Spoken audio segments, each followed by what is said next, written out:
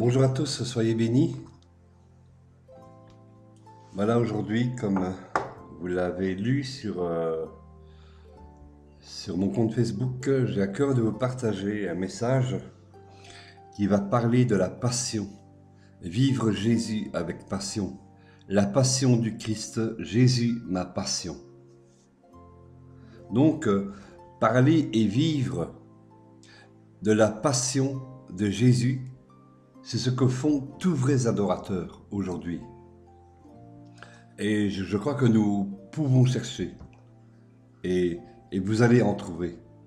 Donc des personnes qui cherchent et qui vivent avec passion, Jésus-Christ dans leur vie. Jamais ils ne se lassent de compter, jamais ils ne se lassent de témoigner des bienfaits de Dieu dans leur vie. Vous savez, on se trouve trop souvent à nous chamailler sur des questions de doctrine, de théologie, que oui, on en oublie l'essentiel. Donc, c'est-à-dire la vraie passion, vivre de Jésus. Pour entrer dans le cœur du message, lisons un verset dans l'évangile de Marc, chapitre 16, verset 15. Il est écrit, « Puis il leur dit, allez partout le monde et prêchez la bonne nouvelle à toute la création. » C'est-à-dire, toute l'humanité, le monde entier, de témoigner de l'amour de Jésus pour eux. Donc, la passion que Christ, donc, les connecter à cette passion avec Christ.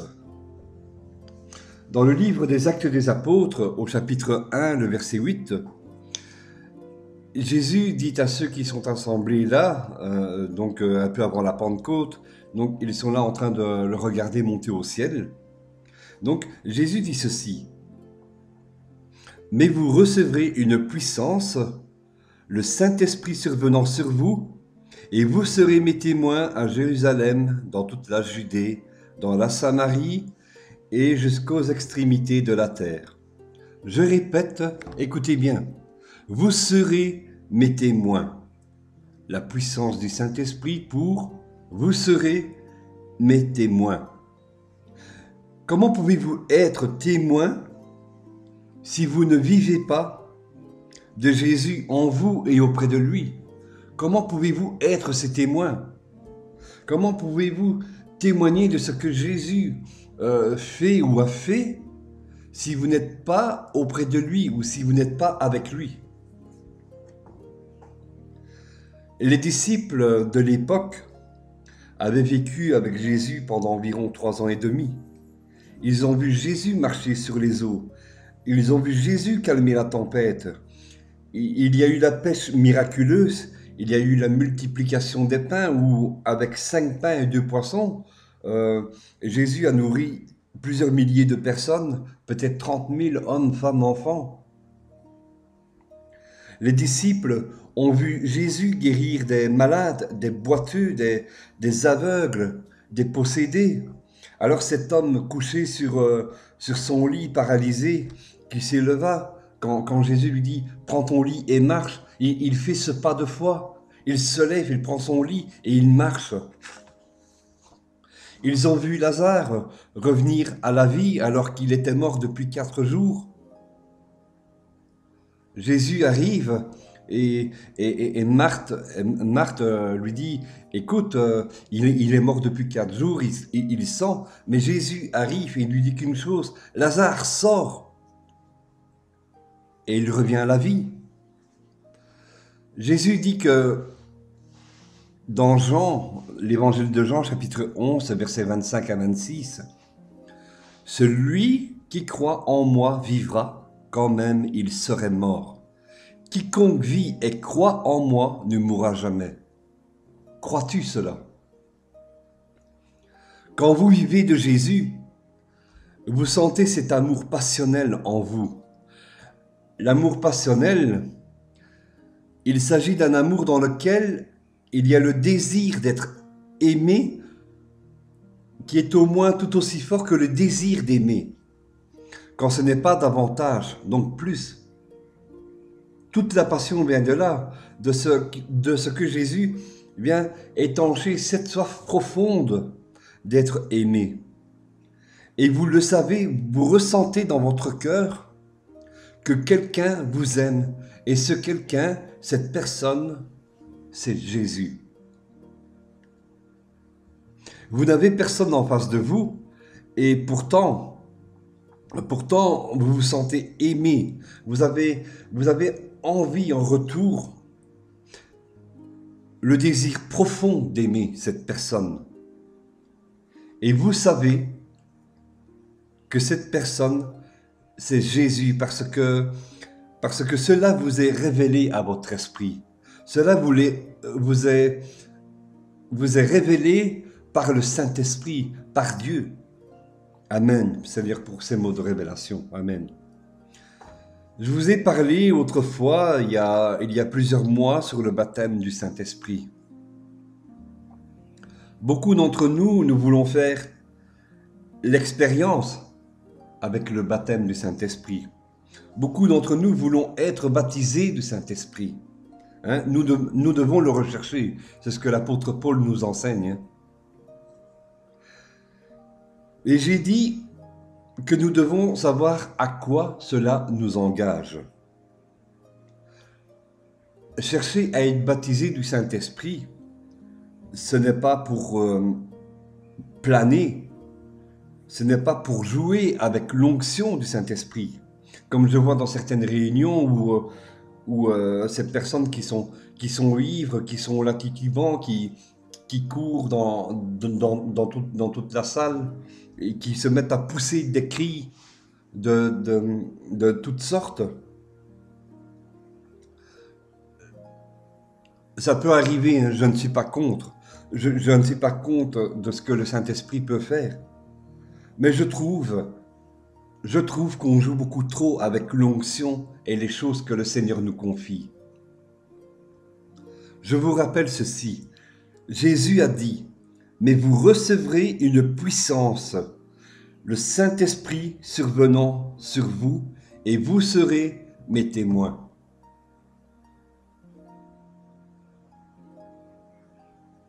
Que voyons-nous aujourd'hui? Nous aimons planer, mais sommes-nous témoins? Sommes-nous vraiment les témoins du Christ? Nous portons peu le témoignage. Nous portons peu le témoignage que Christ, que Jésus nous a confié, c'est-à-dire aller dans les nations, hein, aller dans nos villes, de témoigner de Jésus-Christ, de les baptiser au nom du Père, du Fils et du Saint-Esprit.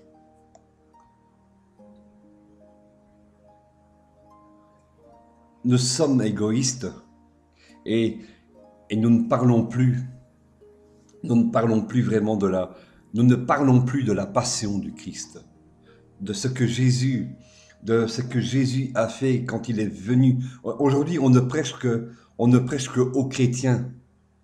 Quand on ouvre une assemblée, on ne prêche que aux chrétiens, mais on ne va plus chercher les âmes dehors. Vous ne parlez plus à vos voisins. Vous avez peur. C'est plus facile de prêcher aux chrétiens. Mais est-ce que vous savez que le monde voit ça? Le monde voit, donc je parle des inconvertis, le monde voit ces dérives-là. Ont-ils encore vraiment envie de Dieu? Ben moi je crois qu'il y a encore un reste. Le Saint-Esprit en vous va vous donner une envie folle de témoigner avec passion de Jésus, de porter et d'annoncer la bonne nouvelle du royaume, la bonne nouvelle avec passion. Parce que Dieu a tant aimé le monde qu'il a donné son Fils unique, afin que quiconque croit en lui ne périsse pas, mais qu'il ait la vie éternelle. Au prix de la liberté que l'on dit de l'esprit, eh bien, vous pourriez rater la vie éternelle. Jésus dit, ce ne sont pas tous ceux qui me disent Seigneur, Seigneur, qui entreront dans le royaume des cieux, Jésus parle de nous.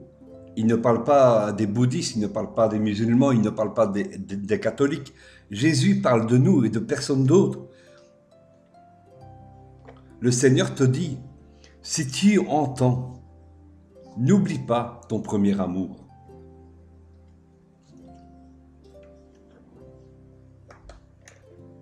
Les hommes diront, Seigneur, mais nous avons prophétisé en ton nom.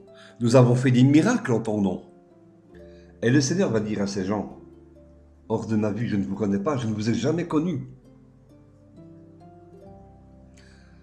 Connaissez-vous le Seigneur vraiment? Moi, je ne peux pas vous le dire à votre place. Je ne peux même pas le savoir d'ailleurs, parce que seul Dieu sont les cœurs et les reins. Seul Dieu peut vous connaître parfaitement. Celui qui vous dit qu'il vous connaît, eh bien cet homme-là, c'est peut-être un sacré manipulateur.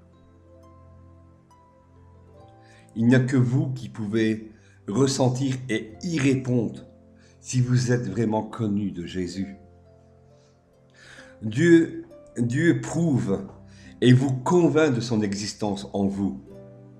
Il y a un amour si grand que vous pourriez le décrire comme un amour passionné. Vous sentez qu'entre vous et le Seigneur, il y a une relation intense, une passion d'amour intense. C'est un amour passionnel. Frères et sœurs, vous qui écoutez ce message, le Saint-Esprit nous est donné afin que nous soyons des témoins efficaces et rien d'autre.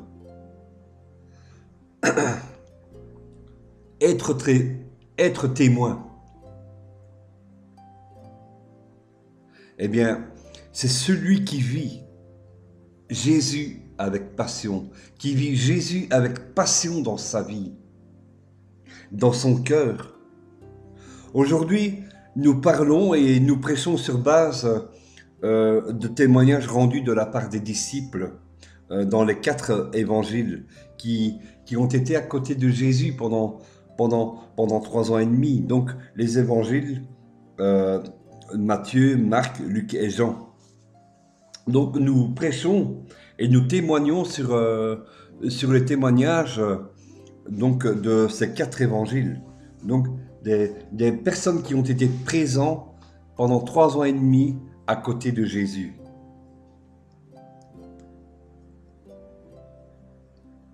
Après être monté au ciel, Jésus ne s'est pas arrêté là.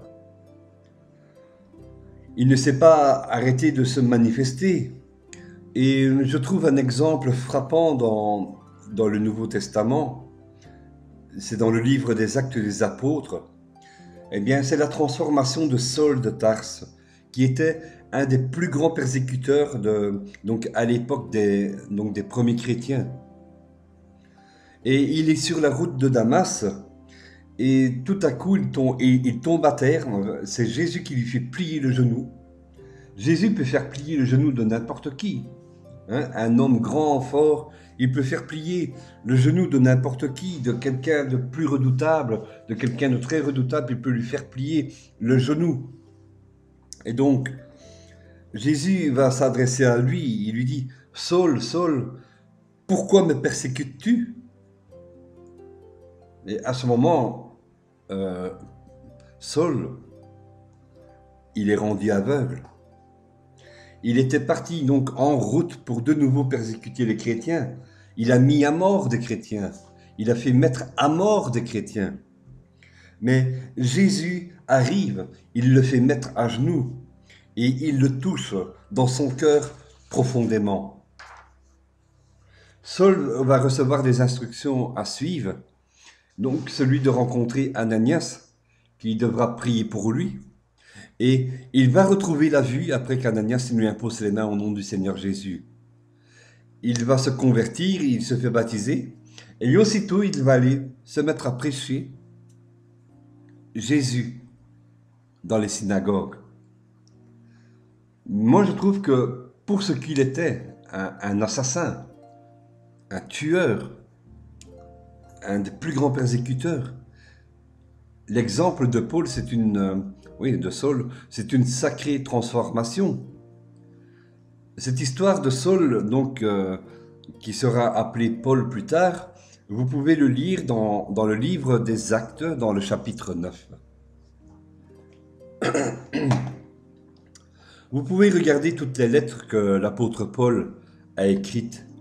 Eh bien, moi, je découvre qu'il y a une grande passion envers Jésus. Il a été touché profondément. Comment pouvons-nous plaire à Dieu, etc. Surveillez votre conduite pour plaire à Dieu.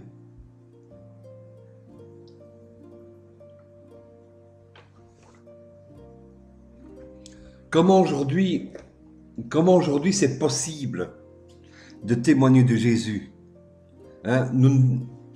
Physiquement, il n'est plus là, il n'est pas avec nous physiquement. Mais comment c'est possible aujourd'hui de témoigner de Jésus? Eh bien moi, je le crois, que nous devons vivre nos propres expériences avec le Seigneur qui peut se manifester pour vous en votre faveur. Il peut se manifester en vous. On va lire dans l'évangile de Jean, chapitre 11, versets 39 à 40, qui dit « Jésus dit, ôtez la pierre. Marthe, la sœur du mort, donc c'était Lazare, lui dit « Seigneur, il sent déjà, car il y a 4 jours qu'il est là. » Jésus lui dit « Ne t'ai-je pas dit que si tu crois, tu verras la gloire de Dieu ?» Si tu crois, tu verras la gloire de Dieu. Si tu acceptes le Seigneur Jésus dans ton cœur, tu verras sa gloire se manifester. Tu verras sa gloire se manifester pour toi et en toi, dans ta vie. Voilà comment Jésus peut se manifester. Il va vous montrer des plus grandes choses. Il va vous conduire sur des chemins qui vous semblaient impossibles autrefois. Le Seigneur veut établir avec vous une relation de confiance. Il vous aime et il veut que vous, en retour, vous l'aimez. Aucun pasteur ne pourra faire vos expériences à votre place. Aucun prophète non plus. Ce qu'il dira semblera toujours si peu. Et vous allez vous dire, mais moi aussi je veux vivre, je veux parler comme lui. Je veux parler comme lui, avec passion du Seigneur Jésus. Vous pouvez et vous avez le désir que Jésus peut vous parler personnellement sans devoir utiliser un canal humain. Donc, vous pouvez faire vos expériences avec le Seigneur Jésus. Mais il vous faut de la pratique et de l'exercice. Donc, celui de vous approcher du Seigneur Jésus avec persévérance. Celui qui peut parler avec Jésus, celui qui peut parler de Jésus avec passion, eh bien, il s'adresse à lui et il est à son écoute. Quand on vous demandera de décrire l'amour du Seigneur, eh bien, vos mots sembleront si peu, tellement que l'amour passionné entre vous et le Seigneur est indescriptible. Par exemple, je peux vous dire que Jésus existe. Mais comment puis-je affirmer que Jésus existe? On ne le voit pas, il est invisible, mais comment puis-je affirmer que Jésus existe? Nous le savons, donc croire, c'est une question de foi. Donc les gens autour de vous vous disent, mais comment peux-tu aimer une personne que tu ne vois pas?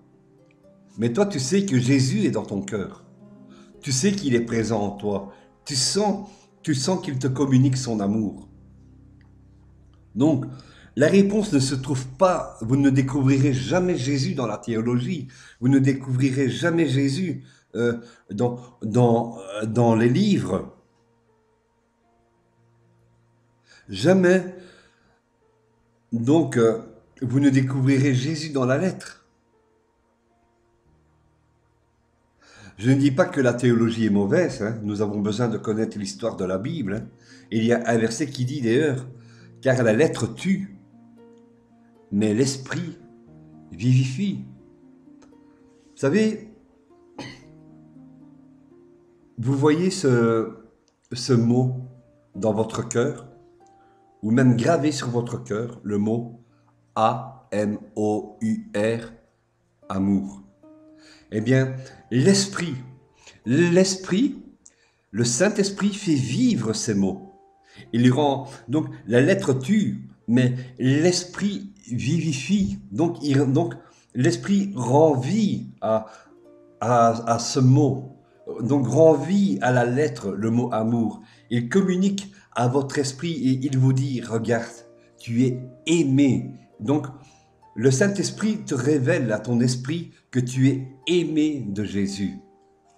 Tu le ressens dans ton cœur et l'Esprit te communique à ton esprit que tu es aimé du Seigneur Jésus. Comment puis-je affirmer que Jésus existe? Comment puis-je affirmer qu'il m'aime vraiment? La réponse, vous l'aurez si vous avez une vie personnelle avec lui, avec Jésus. Son amour est indescriptible. Il est plus profond à décrire de tout ce que vous pouvez imaginer. De tout ce que vous pouvez imaginer sur Terre, dans le ciel, dans l'univers. Vous n'avez pas besoin d'une navette spatiale pour trouver l'amour de Jésus. Donc, pour aller jusqu'aux confins de l'univers, vous n'avez pas de navette spatiale pour aller jusqu'aux confins de l'univers pour trouver l'amour du Christ. Il vous suffit d'un mot, Seigneur Jésus, me voici, viens à moi. Et il se trouve là, il se trouve tout près, il se trouve en toi. Le Seigneur veut faire sa demeure en vous. Il veut faire sa demeure dans votre cœur. Il veut se mettre à table et manger avec vous. Et il suffit d'ouvrir votre cœur et de le laisser entrer, de lui dire « Oui Seigneur, entre, entre. Fais de mon cœur ta demeure, Seigneur Jésus. » Je n'ai pas besoin de prêcheur, je n'ai pas besoin de prophète pour croire à ce que je crois. Je crois que c'est la vérité, que Jésus existe. J'ai fait des expériences personnelles avec le Seigneur depuis l'âge de mes 16 ans. Donc le Seigneur s'est révélé à moi et j'ai cru. J'ai passé des temps, donc j'ai vu la guérison, j'ai passé des temps intimes avec le Seigneur comme j'en ai jamais eu avant. Dans la détresse, le Seigneur est venu à mon secours. Dans mes appels au secours, le Seigneur s'est manifesté. J'ai appris à compter sur Jésus. J'ai appris à le connaître parce que je me suis adressé à lui et j'ai établi avec lui une relation de confiance. J'ai appris à le connaître, c'est important, j'ai appris à le connaître au travers de sa parole. Quand j'ai commencé à avoir des paroles prophétiques, certains me disent « Roger, est-ce que tu as une parole du Seigneur pour moi ?» Mais cette personne-là n'ouvre pas sa Bible. Comment pourrais-tu vérifier si ce que je te dis est vrai si tu n'ouvres pas ta Bible? Aujourd'hui, on cherche un peu trop la facilité. On cherche à ce que Dieu nous parle au travers d'un canal humain. Mais le Seigneur veut te parler à toi d'abord en premier, avant d'utiliser un canal humain. Et c'est comme ça que tu vas sentir que tu es aimé de lui. Parce qu'il te parle, il y a une relation avec lui comme si tu étais proche de lui. Tu n'as pas besoin d'aller consulter un prophète à 200 km ou de courir les réunions prophétiques. Arrête-toi un peu, arrête de courir et commence par établir une relation de confiance avec le Seigneur et tu vas comprendre ce que c'est l'amour passionnel, l'amour passionné de Jésus, la passion du Christ.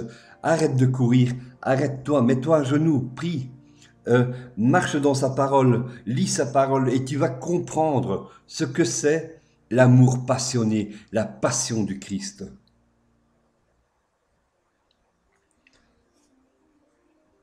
On lit tous pas mal d'articles, hein, Et il y a des commentaires, hein, parfois assez drôles, assez parfois virulents, hein. Chacun veut témoigner de sa religion, même moi. Chacun veut avoir raison, hein. Mais moi, je veux vous témoigner, et c'est ce que nous devons faire tous, hein. Je veux vous témoigner, non d'une religion,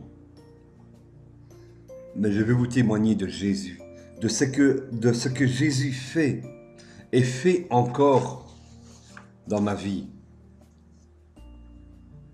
La religion ou la croyance d'une dénomination est sujette à beaucoup de débats théologiques et de doctrines, à des querelles. Je veux jeter la théologie et les doctrines de côté, les mettre de côté, pour témoigner seulement de Jésus. Comme je vous l'ai dit, je ne dis pas que la théologie est mauvaise, c'est bon d'apprendre. Mais souvent, en cherchant dans la lettre, eh bien, on oublie l'essentiel. La lettre tue, mais l'esprit vivifie. Nous cherchons dans la lettre et on oublie de chercher dans l'esprit. On oublie de chercher dans l'esprit ce que le Seigneur veut dire. Seigneur, vraiment, éclaire-nous par ton Saint-Esprit quand nous méditons ta parole. Et quand nous cherchons dans la lettre, sans chercher l'esprit, eh bien, toute chose que vous pourrez faire, vous pourrez, même en tant que pasteur, ouvrir une église, eh bien, ce sera charnel. Ce que vous allez faire, ce sera charnel. Les œuvres que vous allez faire seront charnelles. On sent que c'est charnel et qu'il n'y a pas une vraie passion, qu'il n'y a pas une vraie passion de Jésus derrière toutes vos œuvres. Arrêtez-vous un instant et cherchez l'esprit qui va donner vie à la lettre, qui va donner vie à la parole de Dieu que vous lirez.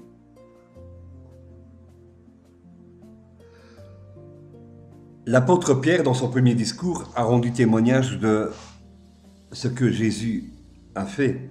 Pierre a vécu auprès de Jésus durant 3 ans et demi. Hein? Pierre n'était pas un homme instruit, il était illettré. Mais quand le Saint-Esprit l'a saisi et qu'il s'est mis à témoigner, tous ceux qu'il connaissait, eh bien, ils étaient stupéfaits de l'assurance qu'il avait pour témoigner. Les chrétiens de l'Église primitive ne cherchaient pas à débattre avec les pharisiens, qui eux étaient très instruits. Seul le témoignage de Jésus suffisait et des foules entières donnaient leur vie au Seigneur. Ils se faisaient baptiser du baptême d'eau et du Saint-Esprit. Vous serez mes témoins, c'est ce que Jésus a dit. Donc, à leur tour, ils devenaient les témoins du Christ. Ils ont vu Jésus opérer dans leur vie. Pour être ses témoins, nous devons connaître Jésus personnellement. Qu'a-t-il fait pour toi? Qu'a-t-il fait pour moi pour en témoigner? À chaque discours, eh bien, je ne devrais jamais cesser de témoigner.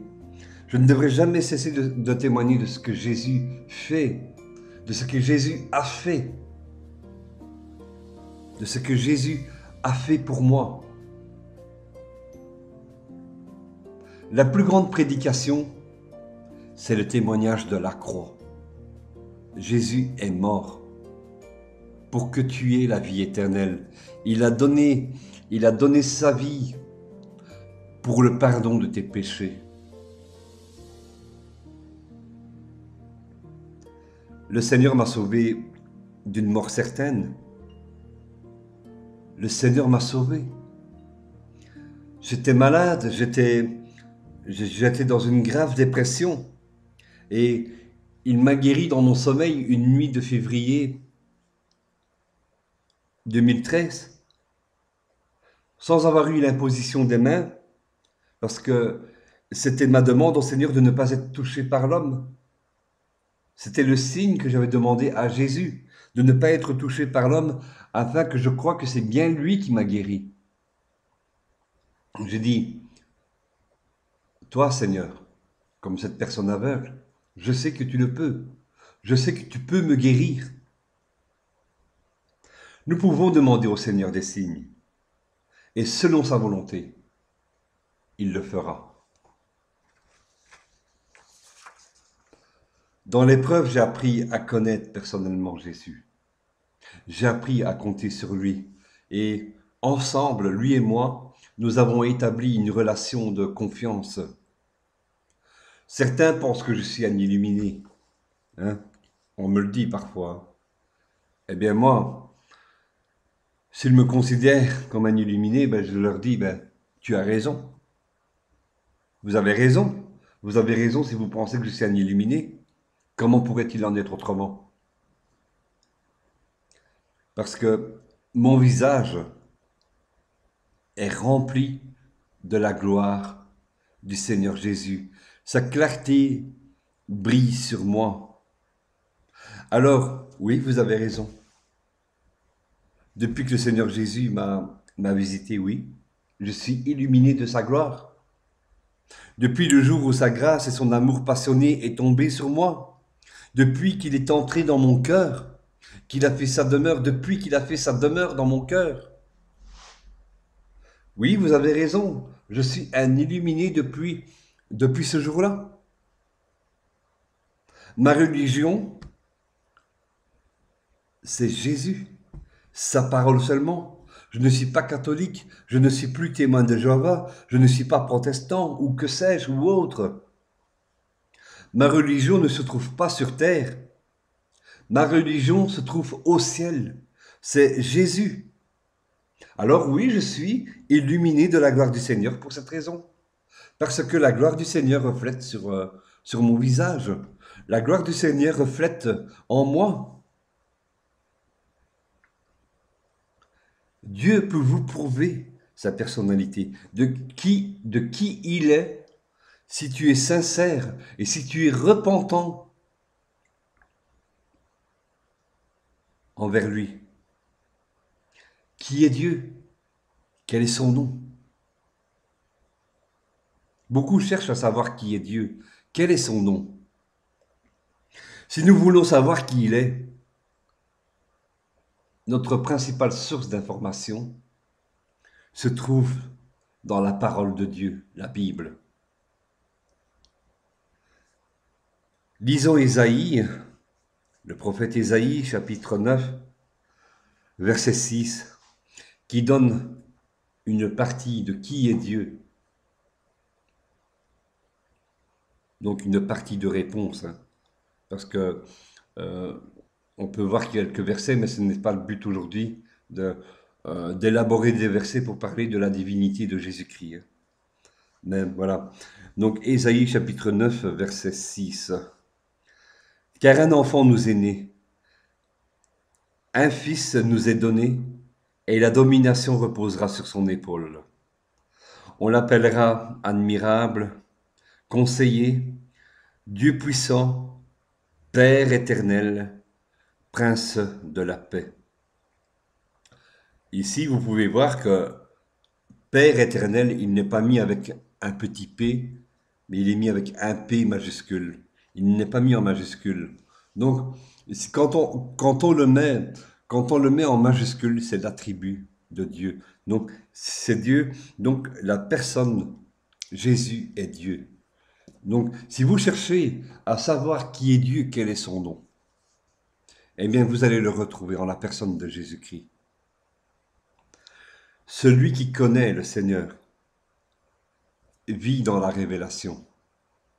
Il est illuminé de sa gloire. Donc, depuis ton cœur, là où il fait sa demeure, il te communique à son esprit sa véritable personnalité de qui il est. Et il te dit, mon fils, ma fille, Crois-le, je t'aime. Je t'aime, mon fils, ma fille. Le témoignage du Seigneur est éternel. Jamais, jamais il ne se lassera de m'aimer. Jamais il ne se lassera de t'aimer. Établis une relation de confiance avec le Seigneur Jésus. On ne le dira jamais assez, et c'est un verset que nous devons connaître par cœur. C'est dans l'évangile de Jean, le chapitre 3, le verset 16. Car Dieu a tant aimé le monde qu'il a donné son Fils unique, afin que quiconque croit en lui ne périsse point, mais qu'il ait la vie éternelle.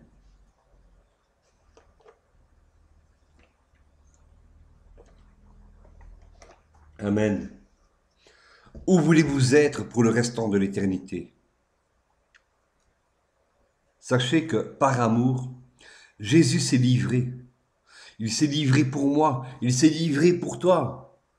Quand on le reçoit dans notre cœur et que nous lui disons « Oui Seigneur, entre », alors il nous est possible de décrire son amour qui est présent en nous. Cet amour va communiquer à notre esprit, va révéler à notre esprit l'existence de Dieu, va vous montrer la vraie nature de Dieu. Sa vraie nature, c'est Dieu est amour. Amour, le mot amour, l'amour passionné. Il va se passer une passion entre Jésus et vous. On continue, lisons l'évangile de Luc, chapitre 6, verset 45. Luc, chapitre 6, verset 45. L'homme bon tire de bonnes choses du bon trésor de son cœur, et le méchant tire de mauvaises choses de son mauvais trésor, car c'est de l'abondance du cœur que la bouche parle. Qui est ce trésor pour vous? Si c'est Jésus, alors votre cœur va parler de lui en abondance et avec passion. Comme l'apôtre Paul le dit à Timothée, dans 2 Timothée chapitre 2, le verset 23, repousse les discussions folles et inutiles, sachant qu'elles font naître des querelles. Proverbe chapitre 8, le verset 17 nous encourage à chercher le Seigneur. Si vous le cherchez, il se laissera trouver. Le Seigneur se laisse trouver par ceux qui le cherchent. Et il n'est pas bien loin. Il suffit d'un mot. Oui, Seigneur Jésus, entre dans mon cœur. Il sera là présent. Discuter d'une religion, discuter de religion, de théologie, de doctrine, etc., ne sert pas à grand-chose. Hein, souvent, elle apporte, comme je le vois dans des commentaires sur des articles qui sont même très bien, eh bien, elle est souvent, donc, discuter de religion est souvent sujet à des querelles, à des disputes. Le plus important, c'est que ce n'est pas parler d'une religion, ce n'est pas parler d'une doctrine. Le plus important, nous devons être témoins du Christ et de témoigner ce qu'il a fait pour vous, de témoigner ce qu'il a fait pour nous. Approchez-vous du Seigneur, demandez-lui qu'il vous remplisse de son amour. Prions. Prions.